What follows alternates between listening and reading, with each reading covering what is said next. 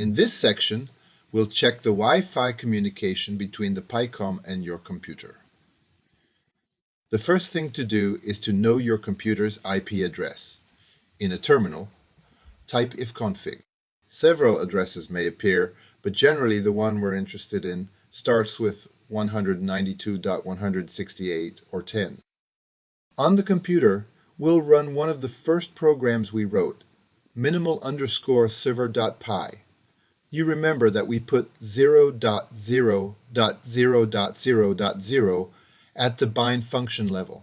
This is the wildcard value that indicates any IP address, whether for internal communication on the loopback interface or for our LoPy via Wi-Fi.